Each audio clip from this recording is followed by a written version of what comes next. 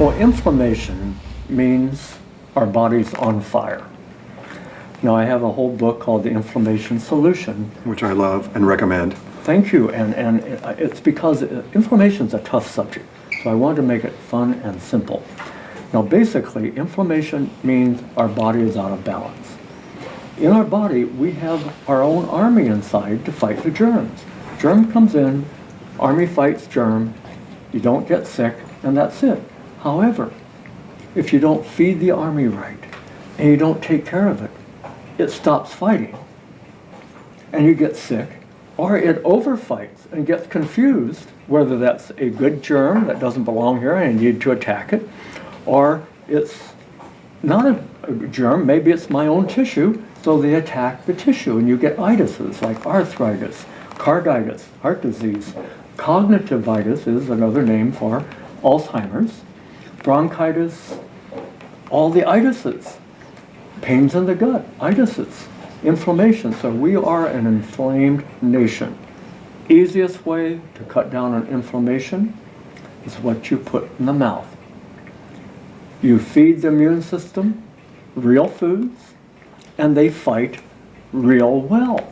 It's as simple as that. You feed them fake foods, artificial foods, and they don't fight right, and you get an itis. Simple as that.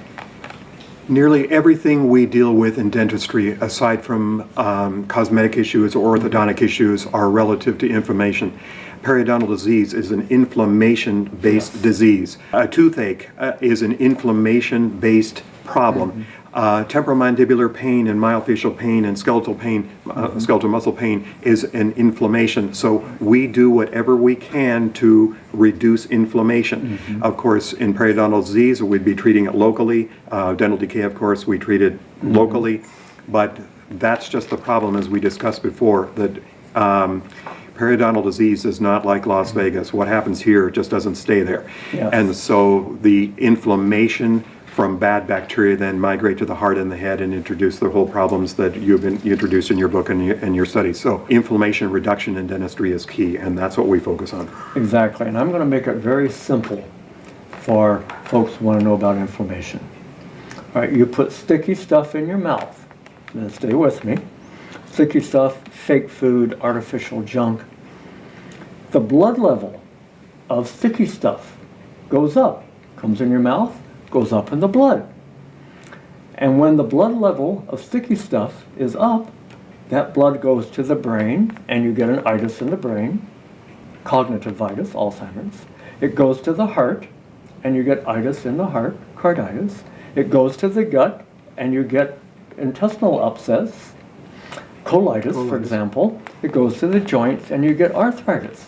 So the real key to handling inflammation is keeping the sticky stuff out of your mouth. So the sticky stuff is what, in fact, doctors call it inflammatory markers. When you go to the doctor and you get a blood test, they call it homocysteine, oxidized cholesterol, sticky stuff.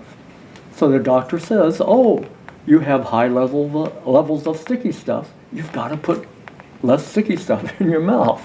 That's inflammation made simple. And prescribed by the dentist, we can actually do blood tests, as you say, for the inflammatory markers relative to periodontal bacteria. So we can do that too. So we're here to help you and educate you on really what's going on relative to inflammation, as it's key, in my thinking, to basically all disease. Would you say that inflammation is really the key to all chronic disease? Oh, it is the key to all chronic illnesses.